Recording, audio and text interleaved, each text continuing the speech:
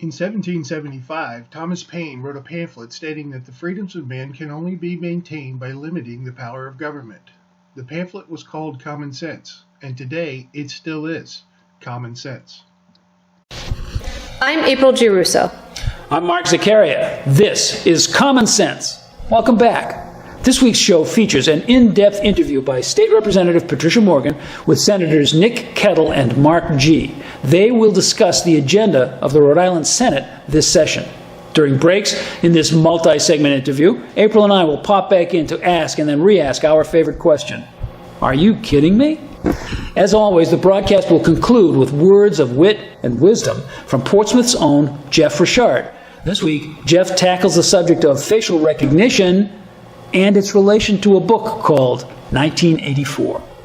To kick all that off, we begin with analysis of some of the top news stories affecting Rhode Islanders today. April? Thanks, Mark. Last week, Patricia Rossendi of WJAR-TV reported that Governor Gina Raimondo has tapped Rhode Island native Richard Culotta to be the state's first Chief Innovation Officer. The Channel 10 report was complete with a photo of the governor with her new CIO posed in the stateroom up on Smith Hill. Rossendi alluded to the fact that Mr. Culotta's office would be on the campus of Rhode Island College. With all the new hires our new governor has been making, it has been said more than once that the administration is running out of traditional office space. Still, Rick seems a little bit far afield. Justin Katz of the Anchor Rising blog thought so too.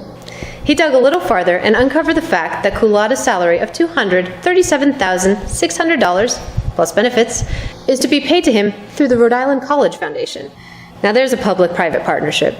In fact, it echoes the arrangement this administration made for a new chief marketing officer for the state to be attached for pay and office purposes to the quasi-public Commerce Corporation.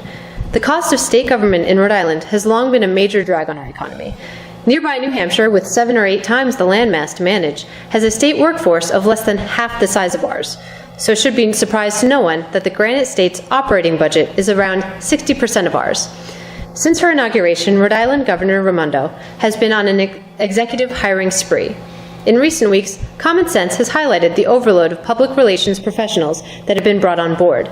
Now these new, highly paid marketing and innovation positions are not only breaking the bank further, but also raising constitutional questions as to the permissible organization of government. So what's the plan, Madam Governor? Justin Katz floated the idea in his blog that the administration has inside information on recommendations that will soon arrive from the Brookings Institute work on redesigning Ocean State government. Justin feels that all the new marketing and PR muscle is being put in place in advance to help force-feed the new order to the people. I wonder if there's any plan at all. Mark? Thank you, April. Just last week, former State Representative Timothy Williamson received the belated Christmas gift of approval from the State Ethics Commission to submit his application for an open district judgeship. He'd been urged to seek that opinion by Common Cause Rhode Island to clarify whether or not his $25,000 plus salary as counsel to the House Judiciary Committee qualified as work for the state. If that employment did meet the Ethics Commission definition, then the revolving door clause of the ethics law would have kicked in and prevented his application before being out of state employment for the prescribed interval. What probably actually convinced Attorney Williamson to go before the board was the governor's suggestion that he do so. She is, after all, the final decision maker on who gets that lifetime appointment. Oh, happy day. The Ethics Commission ruled that since his employment was part-time, the restriction did not apply.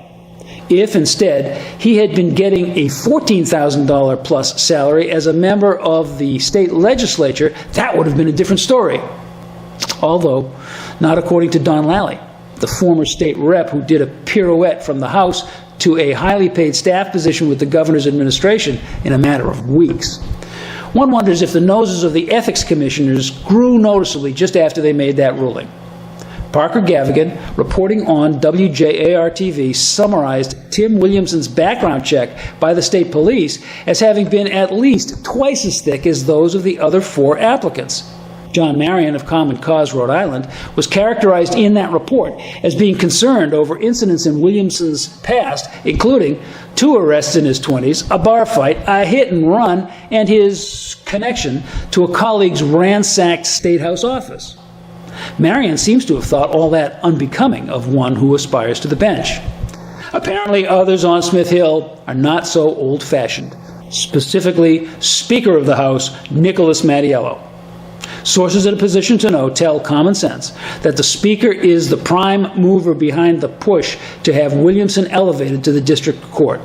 It is also said that this appointment is a major bargaining chip in a negotiation underway right now between Mattiello and Raimondo.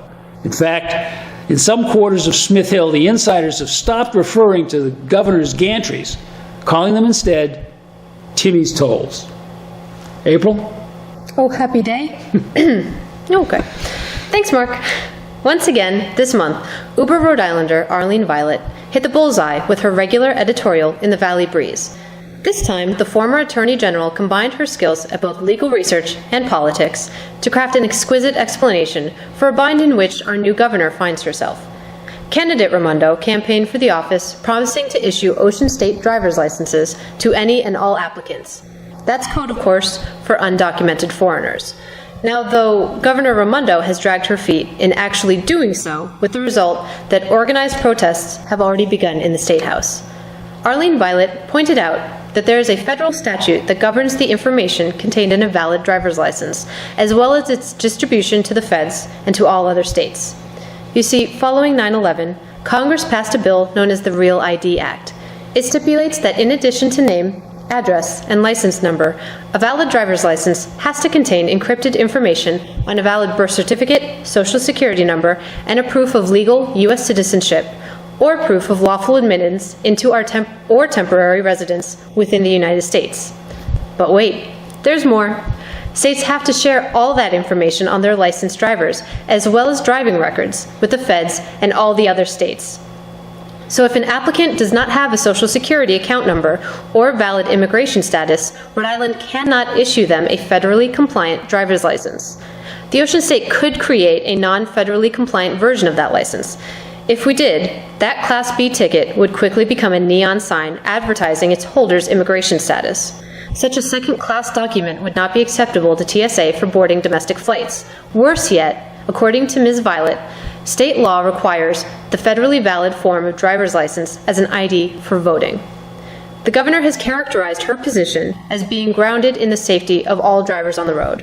Well, look, I've used my Rhode Island driver's license to drive legally and safely on the streets of a number of different nations to which I've traveled. I'm sure state and local police here at home are happy to honor licenses from other nations too. So the governor's dilemma may be as a result of some other coded message in her campaign promise. If so, I recommend that Ms. Raimondo take Arlene Violet's closing advice to heart. Quote, "The only thing worse than breaking a promise is to keep a stupid one." Unquote. Mark? Ladies and gentlemen, start your engines. Thanks, April. Now, before we move on to Representative Patricia Morgan's in-depth interview, let's pause for a little satire. I'm pretty sure someone is about to ask the question, are you kidding me? The big problem with the state's financial commitment to Curt Schilling's 38 Studios back in 2010 was that it was made in secret with no option for public discourse before the public treasury was to be used. Since then, EDC has been replaced with the Commerce Corporation. A State Department of Commerce has been created, and a flood of consultants and bean counters have been tasked with keeping all such future commitments on the up and up. So now the governor is about to issue $56 million worth of state financial commitment to some number of unnamed firms, in secret, with no option for public discourse before the public treasury is used. Are you kidding me? As usual, you can't make this stuff up. Kate Bramson recently detailed the ongoing problem in an article she wrote for Projo.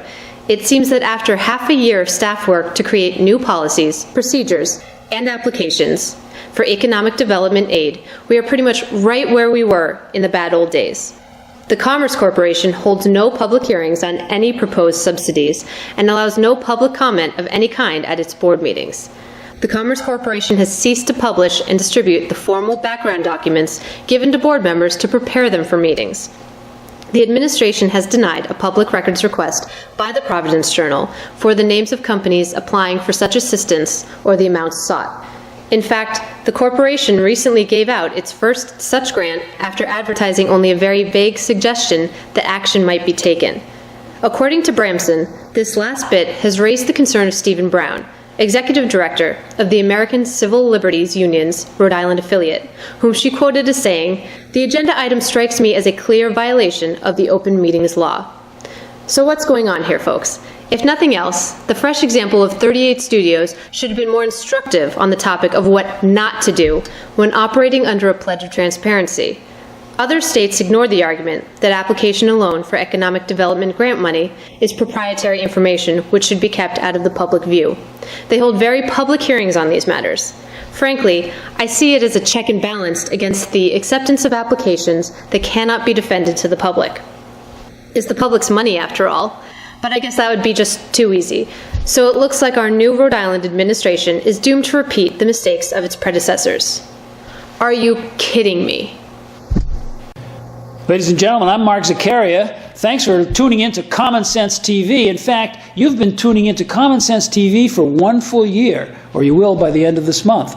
The Common Sense production crew and all of the people on the air, in front of the camera, are planning to get together for a reception to celebrate that 1-year anniversary. And we'd like to invite all of you. It's on Sunday, the 31st of January, from 1 till 3 in the afternoon. It's at Perella's Restaurant in 311 Metacom Avenue in Warren, Rhode Island.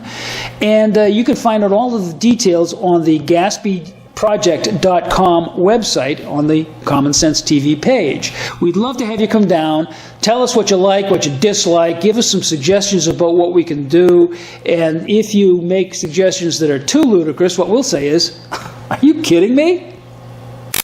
Welcome to Common Sense Rhode Island. This is a program where we try to make sense out of the policies that affect your life and come up with common sense solutions. I'm Representative Patricia Morgan, and we have with us today Senator Mark G. from East Greenwich, North Kingstown, South Kingstown, and Narragansett. Okay, long district. Welcome.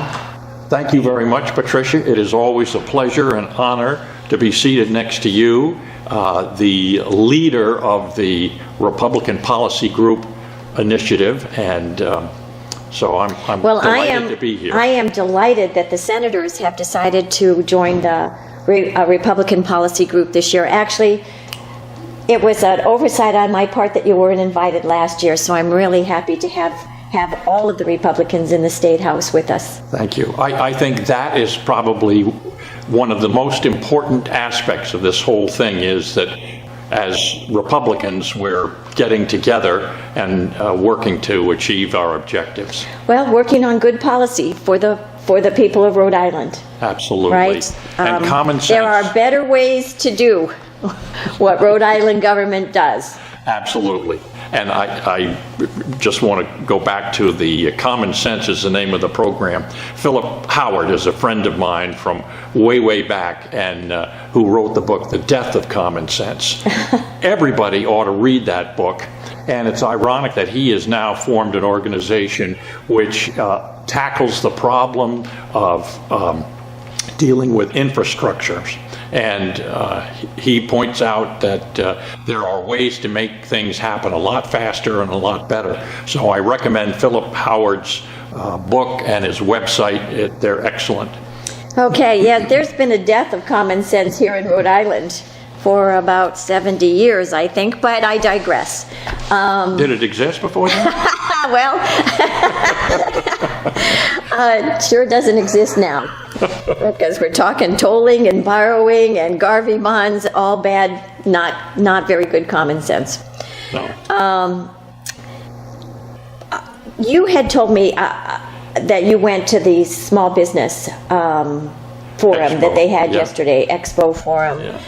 This is a forum where legislators and business folks get together and they talk about some of the challenges that they are struggling with here in Rhode Island, and trying to have legislators listen in so that you understand better what needs to be fixed, I guess. Yeah. Unfortunately, I had to be in Boston, and I was working yesterday, so I wasn't able to make it. But you were lucky enough to get some time out of your schedule and go. You were on the Tax and Budget subcommittee, Yes. correct? Yep. That was headed by an accountant that I have known for many, many years, Cap Willie. He always does an excellent job, and we had a fruitful, open discussion. I don't think we had the number of people that we've had before, but it was enjoyable. You know, I know Cap Willie as well, and he is an accountant who understands that the things that we do in the State House really affect the business community, and he has been trying for years to get policies changed, the policies that are hurting business changed. So he's always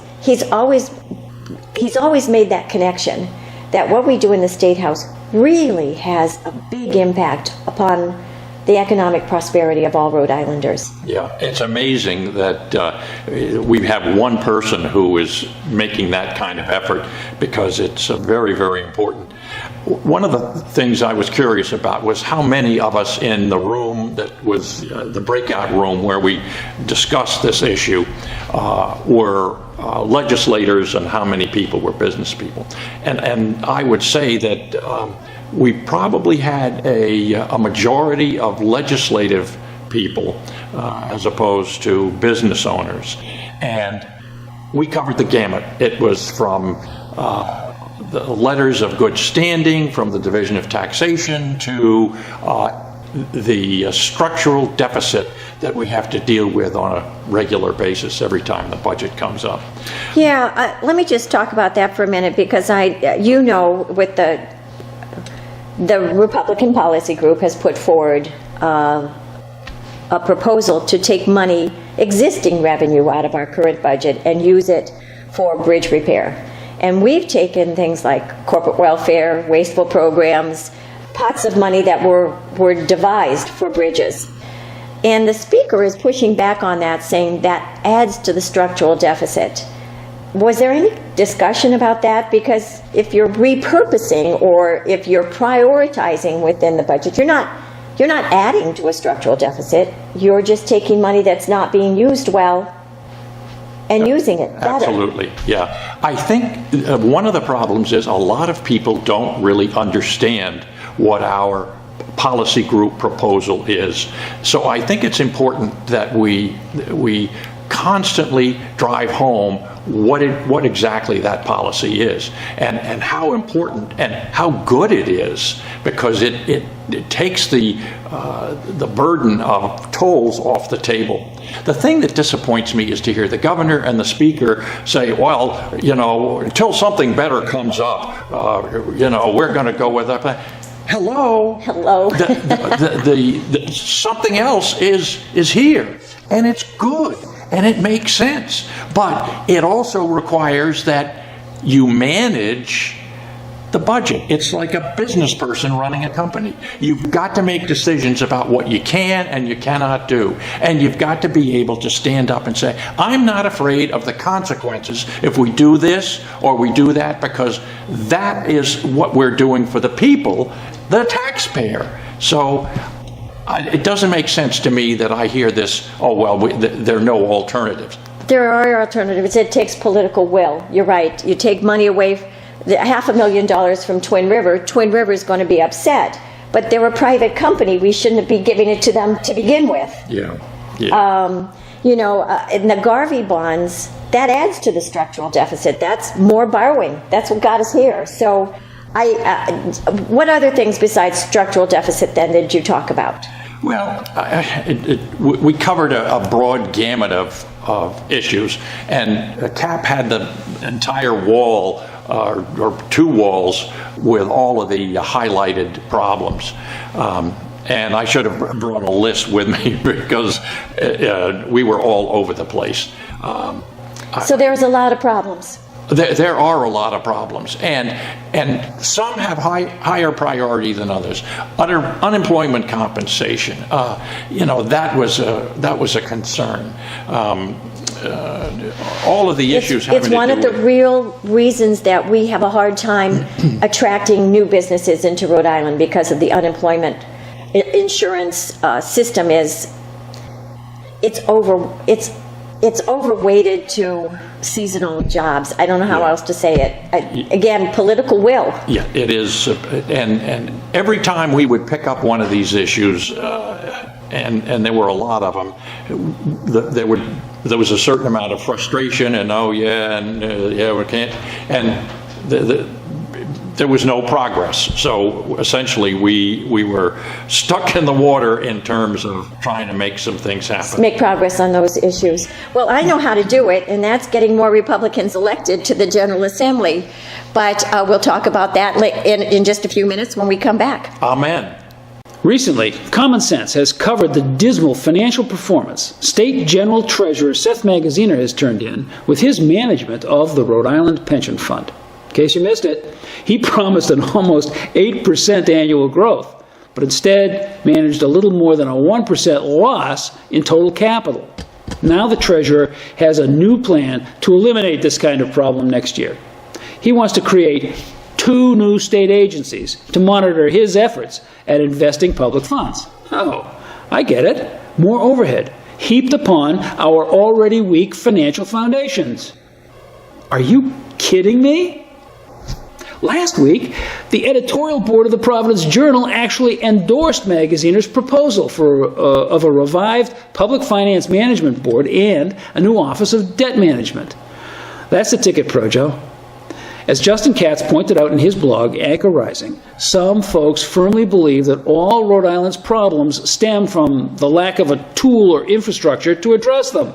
If only we just had 1 or 2 more carefully designed state agencies, we could overcome the difficulties of managers who have the responsibility but lack the background or skill in the oversight they are intended to provide on behalf of the people. Yeah. Neither of these 2 new proposed state offices would have prevented the 38 Studios debacle or that of the Woonsocket pension bond. In fact, they might have facilitated each, in that the state legislature seems to be transitioning from the use of general obligation bonds to that of moral obligation bonds. The difference being that the former requires a messy and time-consuming referendum in order to cajole the voters into permitting the spending of as yet uncollected taxes, and the latter does not. Since the legislature can simply cook up a moral obligation bond in the middle of the night, state government has done an end around both the municipalities and the voters, depriving them of any say in how their money gets used. Here's where I have to join Justin Katz in quoting the state constitution. Article 6, Section 16 to be exact. Quote, "The General Assembly shall have no powers without the express consent of the people to incur state debts to an amount exceeding $50,000, except in time of war or in case of insurrection or invasion," unquote. So which is it, Mr. General Treasurer? Are you starting an insurrection here or an invasion?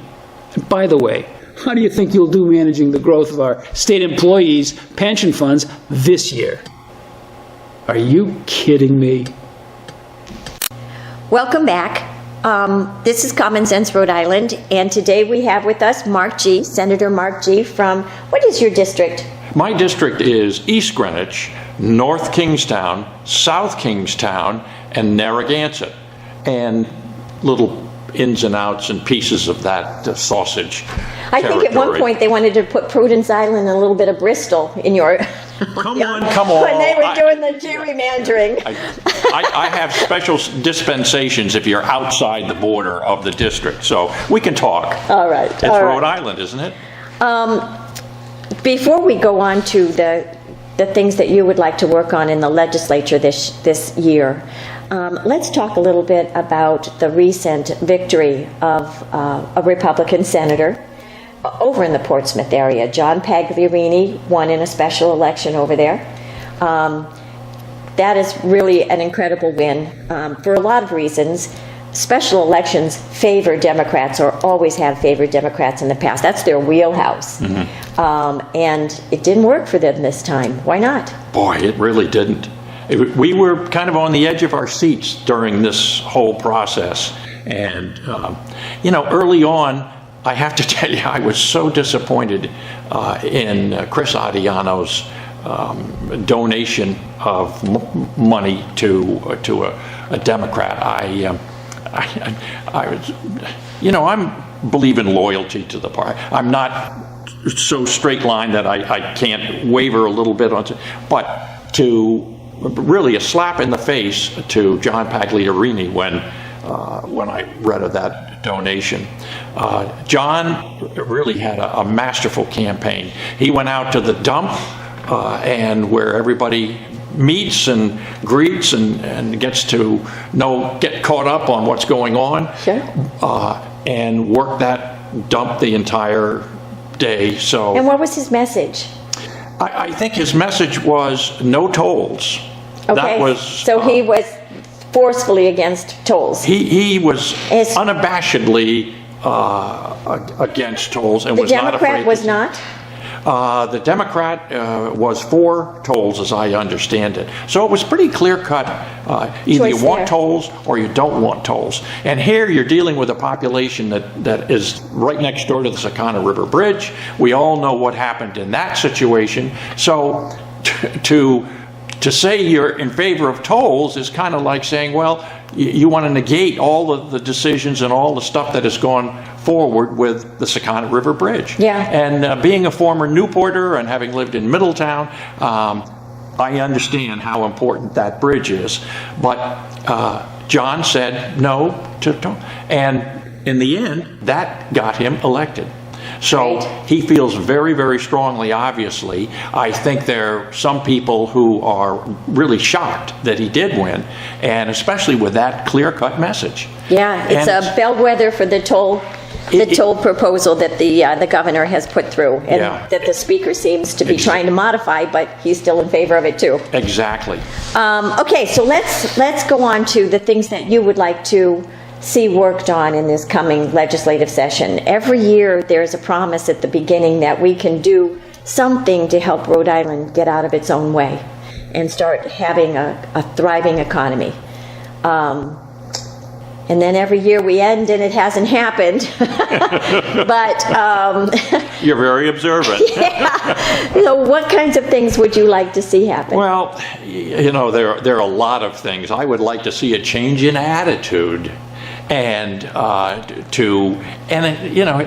I don't mean to belabor the toll thing, but we keep saying, oh, those nasty truckers, they damage the roads, and they've been doing this for years and years, and we have a study that says it. And, these guys are just people who are trying to make a living. They're business people. Stop making business a villain. Thank you. Stop looking at them like they're cookie jars. Yeah. I am very upset by that kind of attitude and that kind of approach to the problem. So, I'd be a little. So attitude correction. An attitude correction. Used to do that when my kids were teenagers. I don't know if I can do it in the State House.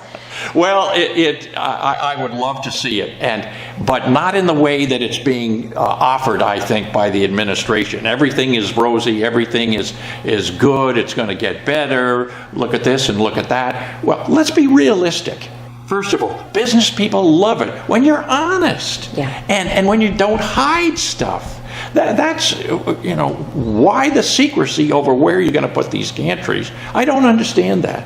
If you're trying to appeal to business people just give us the data. Businesses are data driven; they'll understand it. Yeah. But maybe that's why it's being hidden, because if you bring out that data, they will understand very clearly that it is an anti-economy move. Absolutely. Right? And the fact, which is, I think, some of the conversation you had at the Small Business Forum, that tolls will hurt businesses. My understanding from the news reports is that the businessmen in the room knew that it would hurt their business, and they don't believe it will stay with trucks, that it will go to cars. Yeah, I don't recall exactly the numbers, but there were a majority of people who favored no tolls, and I think that, let me talk about some other things. Okay, but let's just finish up on the transparency. You talked about open government. So do you think there's a chance that, I mean, I've had trouble with the access to public records. I think people know about the 1882 map. But also, I mean, we haven't, even though we have 14 dots on a map now, I think it's a 2015 map, I'm not sure. But we got 14 dots, and the governor said, okay, you got all the information you need. And I've gone back to her and said, no, you didn't give us the price of the tolls. You didn't give us the diversion routes around those tolls. You haven't given us any justification for a bus route, a dedicated bus route. Exactly. And she's saying, well, that's all working documents. So What? I can't get access to it. What? Yeah. Please, come on. So lack of openness in yeah. this decision-making Route process. 6 connector, how much is that? That's going to use up 80% of the funds? 80% of the funds, What? and it's for a dedicated bus lane. We don't even know that we need a dedicated bus lane. Yeah. That could hook up to the $100 million bus they have in Providence, couldn't it? Yeah, could- yeah, hook up Would they to have the transfers? tram or the trolley. Yeah, would you get a transfer? Okay, so, but, Okay. all right, let's move on. What else, what other things Well, are you interested you know, in? starting with the highest order of ethical questions is the Ethics Reform. Commission and the ethics approach to doing business.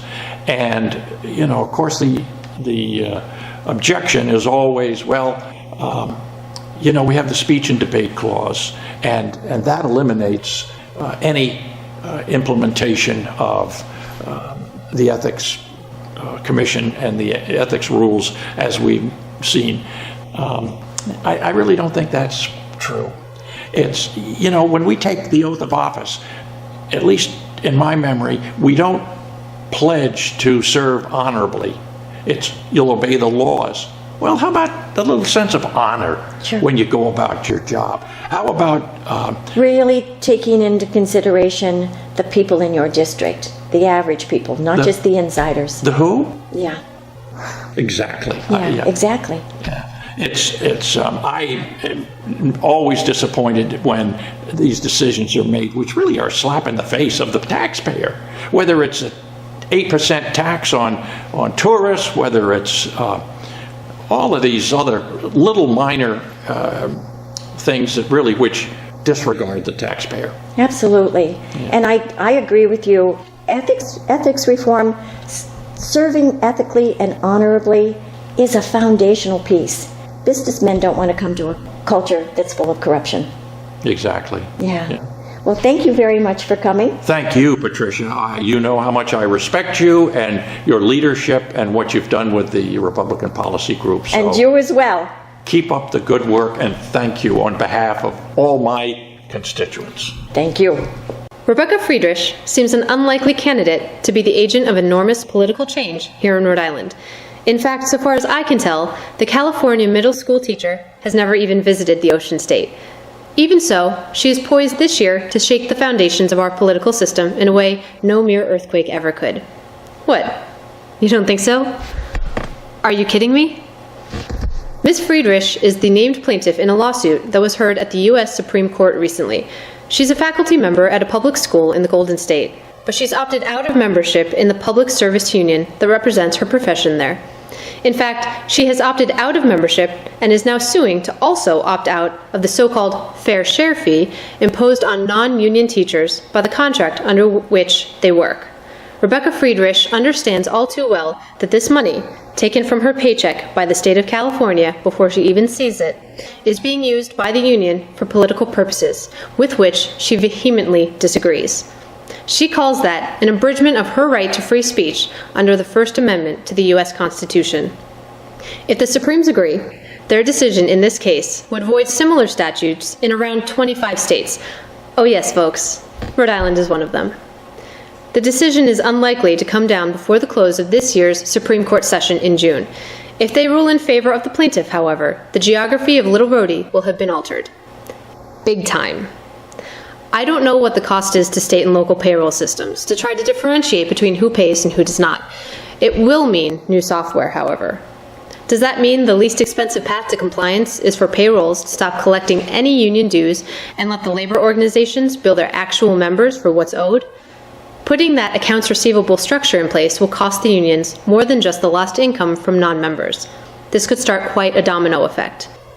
Look, unions do not have a right to represent public employees any more than newspapers have a right to a stable market share now that digital media has taken over for print.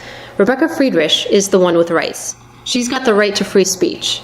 You and I have all had to adapt to lots of changes in the landscape over the years. It may be that the NEARI is about to learn that same lesson. Do you think they'll take it as graciously as we always have? Are you kidding me?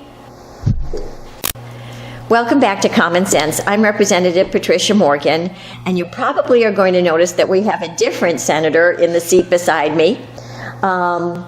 This is the Minority Whip, Senator Nicholas Kettle, call him Nick, and he's from the Coventry, Foster, Situate, and West Greenwich. Okay, so you have 4 towns as well. Absolutely. Wow, okay. No gerrymandering going on there. No. But you served them very well. You've been there now 3 terms. Yes, so I'm going to my 6th year. Great. And you do a really good job. I try. Absolutely. I know you do. Nick, you're in a very rural area. And actually, I joined a hunting club out there this year. I know that the president recently spoke about gun control. He's enacted an executive order to regulate gun sales. I don't think it really affects Rhode Island, but have you heard from any of your constituents concerns there, or? Absolutely. Every time this comes up, every time we have unfortunately, a mass shooting, there's always a push for gun control. And my constituents have been pretty loud and clear that they don't want any more regulations. I think we're dealing with a mental health issue. So to link the sales database with the mental health database, I think is something that is appropriate. But other than that, to regulate magazine capacity, and the executive action by the president, I think is very inappropriate. I think those types of things should go through Congress. And I think the Second Amendment is pretty clear: "Thou shalt not infringe upon the right to bear arms." I'm a hunter myself and a responsible gun owner. And I think the vast majority of gun owners are responsible. It's those that get always their guns. Safety first. It's those that get their guns through illicit methods are the ones that we have to worry about, and they don't care about additional rules and regulations anyway. Yeah, you point out the mental health issue. What was it, 3 years ago? It was actually the Republicans who, it was after the unfortunate, just tragic event in Sandy Hook, we realized that our attorney generals had never reported one name to the national database for people who were mentally ill. And had been adjudicated as being mentally ill. And we brought that to the attention of the Attorney General, asked for a commission, and it happened. And now we are starting to report those names to the national database, which is a really positive development going forward. But guns themselves don't cause the violence. Absolutely.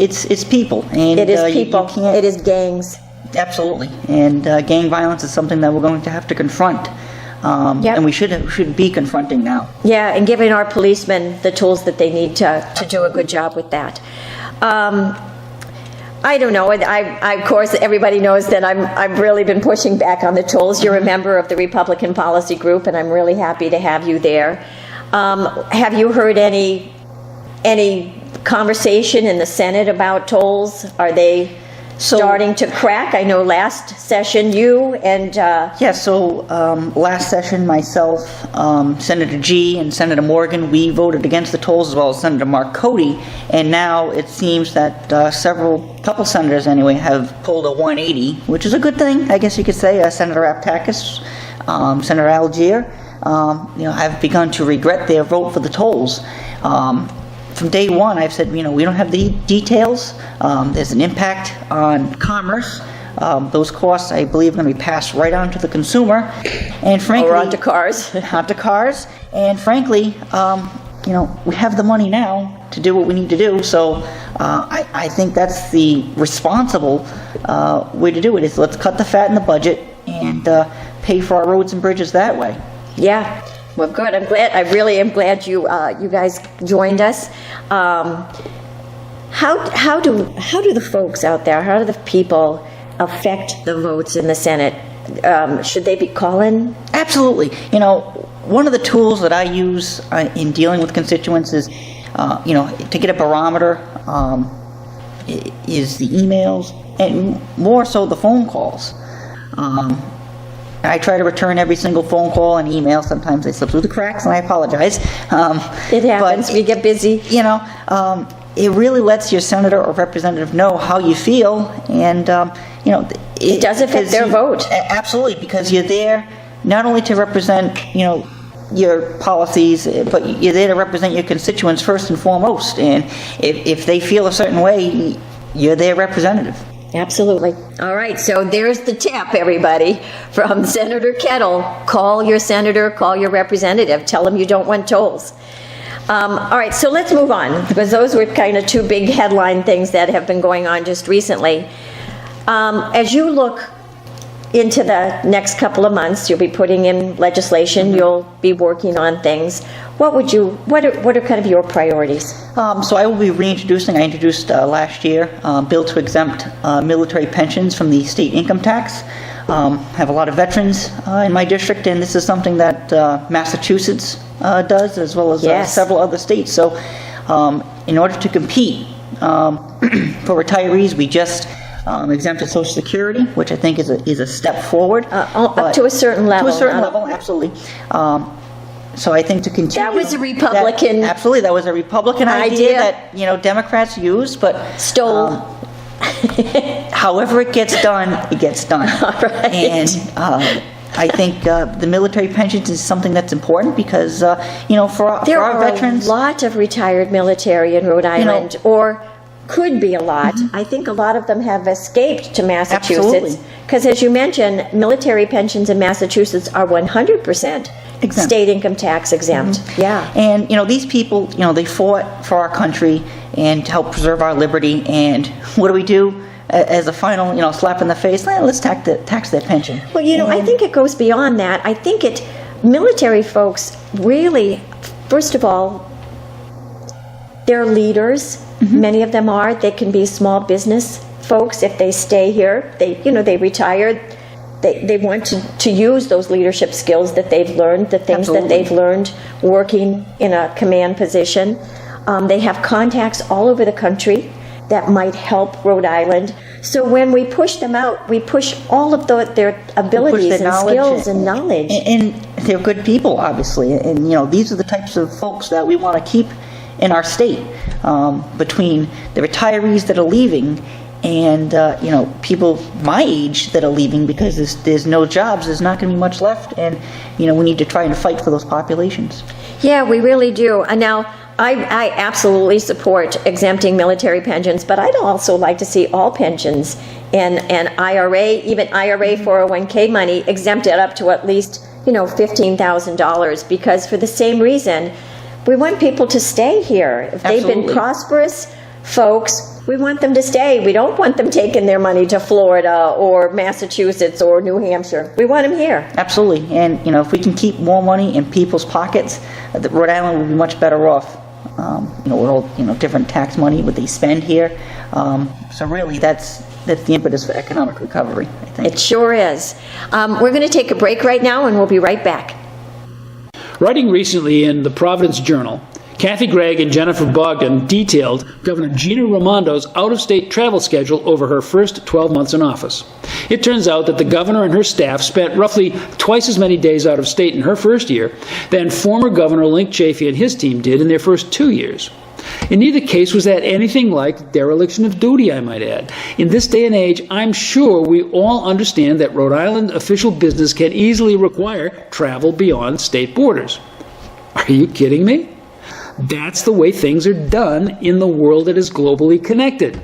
The breakdown of the purposes and costs of Governor Raimondo's trips showed some minor reimbursable expenses for her husband when he was also along. Then, too, it cited some minor paybacks by the governor's political campaign fund when more than one topic was on the agenda out of state. Frankly, all of those items seemed tiny and well within reason. When Projo asked about the purpose of the bulk of the governor's travel outside Little Rhodey, though, it got a litany of repetitive answers which indicated there was only one real item on Ms. Raimondo's mind: economic conditions here in the Ocean State. According to the paper, Raimondo's communications director, Joy Fox, used the term economic development as if it were a mantra. Fox was quoted repeatedly to emphasize this, and the inference was clear that it's all about jobs and the economy when the governor is on the road. All well and good, ma'am, but I would suggest that before you can entice the likes of General Electric out of business-unfriendly Connecticut, you need to do something about making Rhode Island business-friendly. Hey, it's not that tough to list what has to be done. Lower the cost of state government to lower the tax burden on individuals and businesses. Lower the regulatory impact of state government on the businesses that operate here. And increase the speed with which state government serves its customers when delivering approvals, permits, inspections, and the like. Okay, the list was easy. Implementing it, on the other hand, requires a political sea change in the way Rhode Island runs. That means showing some real leadership to all political constituencies in order to get real buy-in from the small number of very big dogs who run this state. That is a very heavy lift, Madam Governor, especially if you happen to have any other personal agenda or career path on your mind. It is also a project that can only be undertaken from right here at home. So, travel if you must, but remember that you're not going to get anywhere with the outside world until you have a better world you can point to inside our little state. Are you kidding me? Welcome back to Common Sense Rhode Island. I'm Representative Patricia Morgan, and I have with me today Senator Nick Kettle from Coventry, Foster, Scituate, and West Greenwich. Nick, we're talking about the coming session. We always look at it as an opportunity to make things better in Rhode Island. So I know we've talked about some of the items that are kind of right on the table right now, but as we look forward, there's some things around schools that are also bubbling. I think in the Finance Committee we're going to be hearing a bill very quickly, I think on Tuesday, that deals with education. What do you think is going to be happening there? What would you like to work on? Well, unfortunately, I'm a proponent of school choice, and I think they're going to try to look at doing something with the charter schools. I mean, we're going to have to wait and see what happens. I have a charter school in my district, a very successful one, the Green School in West Greenwich. Okay. And so there's a lot of parents that are very concerned about potential funding loss for that. But I know that unions have framed charter schools as being anti-teacher in some way, and I couldn't disagree more with that. Absolutely. It is really about helping kids find the best circumstances for them to learn. Absolutely, because sometimes a traditional public school is not the best fit for a student. And I think that's what the Green School has done, and they've been very innovative with their learning approach. They, focus more on the outdoors and rural environment, something that I'm, very passionate about in my life. So, I think those are the types of things we need to encourage in this state and not handle. Yeah, I know Representative Macbeth is a principal in Woonsocket, and she has actually worked with charter schools up in her area, and she reported on the floor of the House last year that she's actually worked with them, and they have brought innovative ideas to her that have made education in her elementary school better. I mean, it's helped kids learn better. So I'm very worried about the bills that are coming up. They seem to be tailored to hamper charter schools and even kill them off. Absolutely. Which is just not the way to go. We really need to make sure every kid gets the opportunity to get the best education possible. That's when we thrive as a state, as a nation. Absolutely. I know that they're going to be looking at the funding formula, and I know Representative Price on my side is really concerned because you have a regional school. Yes, I have 2 regional school districts in my district that I represent, the Foster Gloucester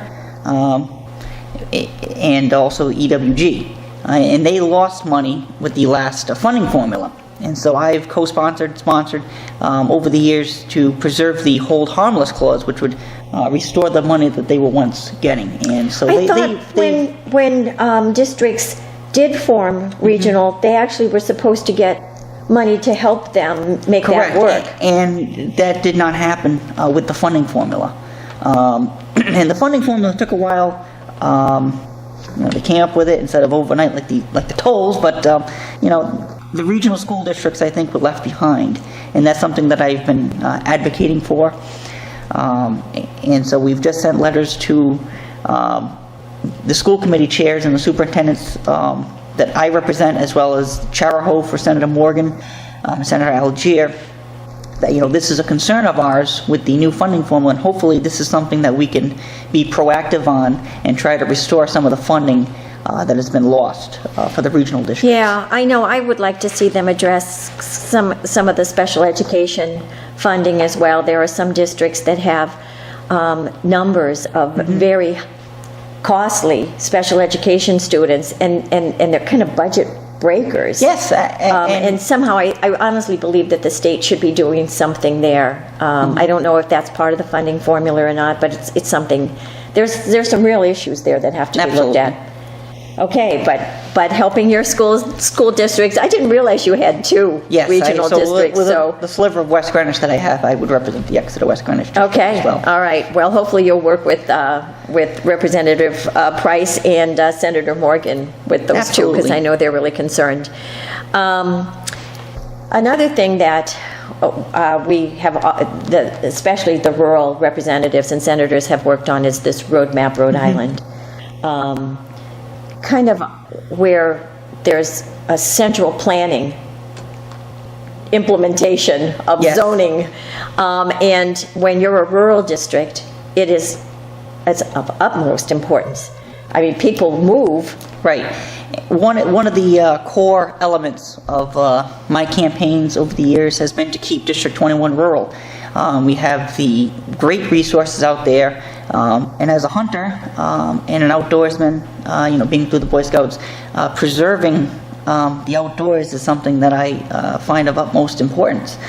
We have the Citra Reservoir, which is an important resource for the entire state. It sure is. That we need to keep preserved. So this Roadmap Rhode Island is something that's very, very concerning, and every single town council in my district, plus across western Rhode Island and South County, passed resolutions against, and that includes Democrats and Republicans. So this is a very bipartisan issue to show concern about, and to impose zoning requirements from Providence, and they have really not even from concern. Providence, it's from Washington, D.C. From Washington, and they don't know the people of Foster who have 5-acre zoning in Western Coventry for a reason, because we want to preserve our rural character. That's why people move out there. Why if they wanted it to be more dense, they'd live in Providence. But they actually want the large spaces, peace and quiet, and the fields and the trees and the ability woods. to farm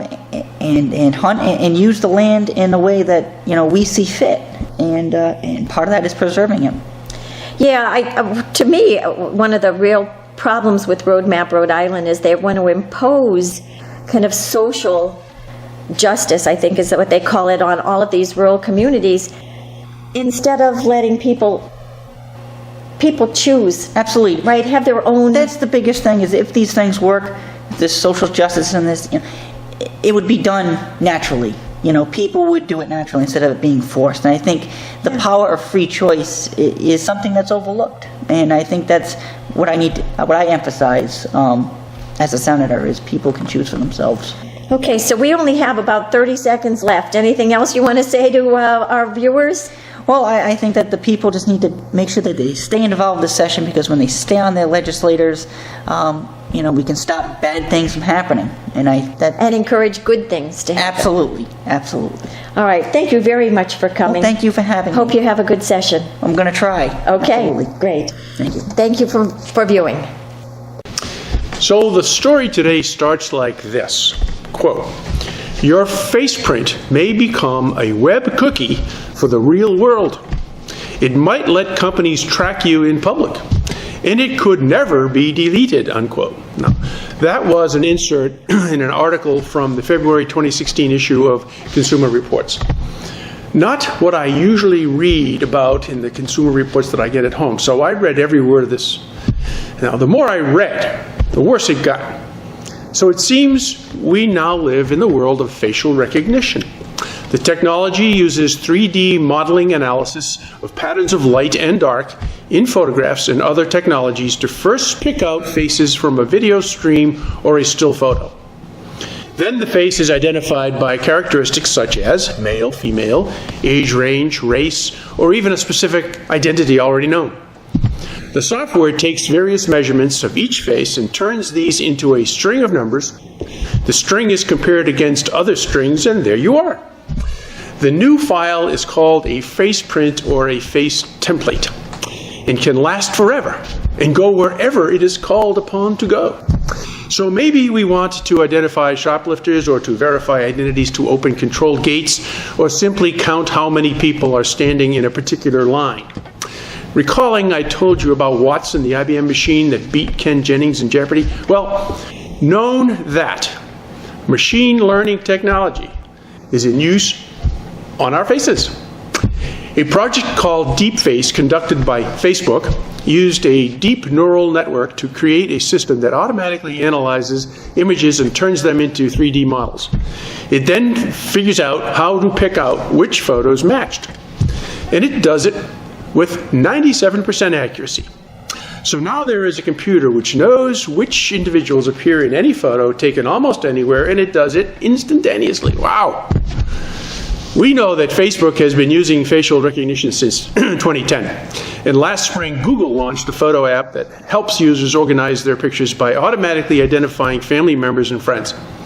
A company called Image Group has installed recognition systems on Disney, Royal Caribbean, Celebrity Cruise, and other cruise lines to allow passengers to call up all the photos shot by the cruise line's photographers of their family members based on the stateroom identities. And then there are the hotels, which are identifying their patrons so the VIPs can be greeted. So here is the issue.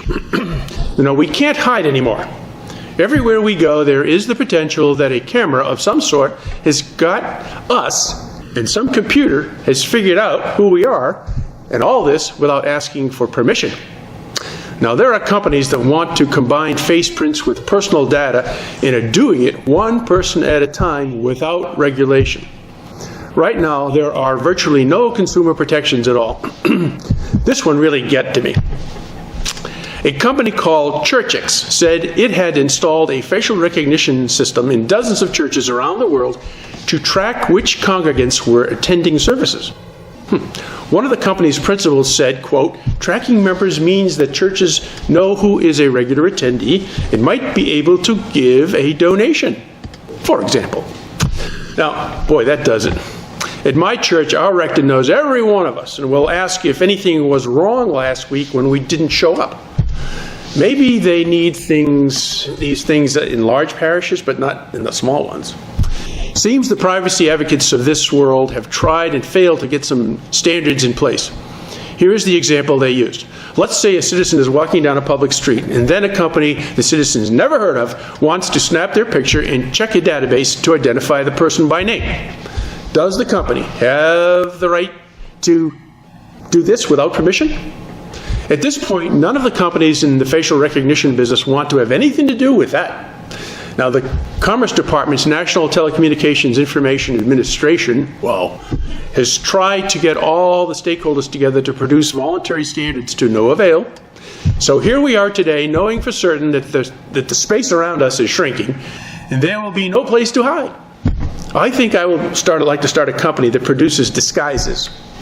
When I leave the house and go to the mall, I will put on my Donald Trump costume and see if I am greeted warmly by mall security and the gatekeepers at Nordstrom's.